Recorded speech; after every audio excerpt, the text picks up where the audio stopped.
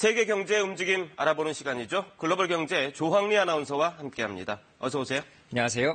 오늘은 어떤 소식 준비하셨나요? 네, 요즘 우리나라에서 맑은 하늘 보기가 참 어렵죠. 그렇죠. 아마 앵커님도 내일 날씨가 비가 올지 추울지보다는 미세먼지가 있을지 혹은 얼마나 심할지 더 궁금해하실 것 같은데요. 네. 우리 일상을 위협하고 있는 미세먼지, 지금 전 세계가 이 미세먼지와의 전쟁을 치르고 있습니다. 마스크는 이제 현대인의 필수품이 된 지 오래입니다.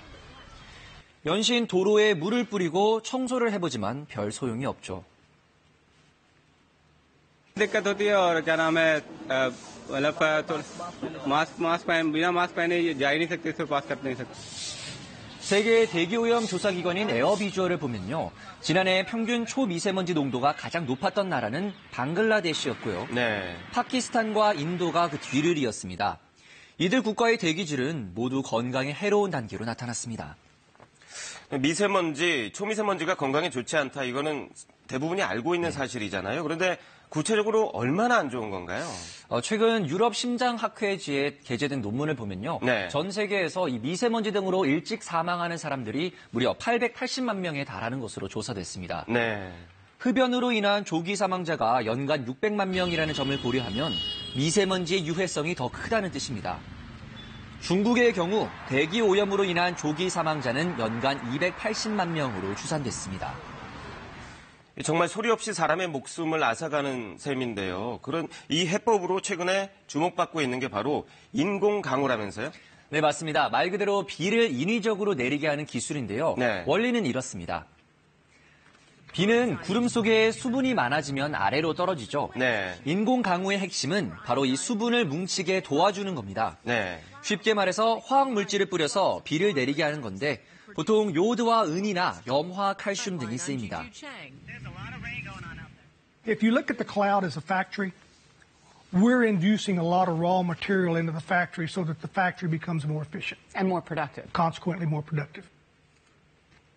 사실 이 인공강우 기술이 개발된 건 굉장히 오래됐다면서요? 네, 날씨를 이제 조종하는 것, 인간의 어떤 오랜 염원이었을 텐데요. 네. 이 최초의 인공강우 실험은 1946년 미국에서 진행이 됐는데요.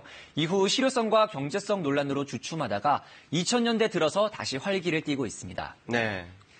인공강우 분야는 하나의 산업으로 성장하고 있습니다. 1961년에 설립된 한 미국 업체의 경우 비를 내리게 하는 기술을 보유하고 있을 뿐 아니라 지진, 해일이나 강수량 예측 등 각종 기상 정보를 함께 제공하고 있습니다. 네. Human activity affects the weather all of the time. We're being very specific and targeted and environmentally friendly in what we're doing to enhance the natural precipitation, enhance the natural process. 인공강우 기술은 당연히 가뭄 문제를 해결할 카드로도 주목을 받고 있습니다. 네. 세계 야생동물기금이 오는 2025년에는 세계 인구의 3분의 2가 물 부족에 시달릴 것이라고 경고한 바 있죠. 말씀하신 인공강우 기술이 가뭄을 해결하는 데는 실제로 지금 활용되고 있는 거군요. 네, 맞습니다. 미국은 지난 2008년부터 와이오밍주의 산악 지역에서 대규모 인공 증설 프로젝트를 진행했는데요. 네. 강설량이 최대 15% 증가했다는 연구 결과가 보고됐습니다. 그리고 미국 아이다호주에서도 인공 증설 프로젝트가 진행 중입니다. 이곳에는 수력 발전소 댐이 있는데요. 이번 실험으로 강설량이 8에서 15%가량 늘어날 것으로 기대하고 있습니다.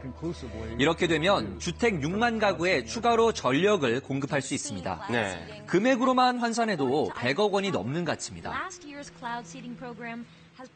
It's a huge benefit to someone like Idaho Power, but that additional water is also there for the municipalities, it's there for agriculture, it's there for consumption, so everybody's benefiting.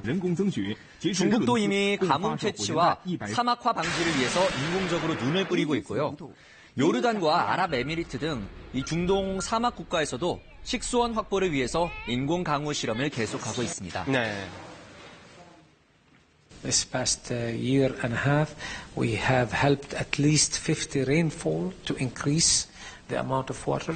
The amount of increased rain was over 25% from the 30 years average.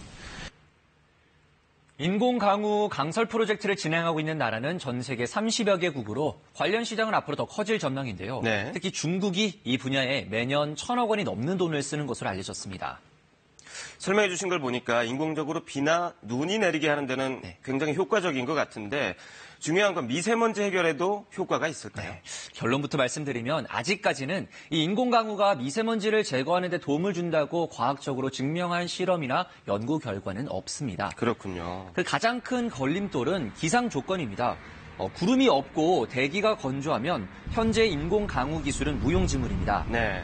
오히려 적은 양의 비에 먼지가 달라붙어서 대기의 질을 악화시킬 가능성이 큽니다. 지난 1월 태국에서도 항공기를 이용해서 인공강우를 시행했는데 이 미세먼지를 제거할 만큼 비를 만들지는 못했습니다. 네. 그래서 전문가들은 실효성이 거의 없다고 지적했습니다.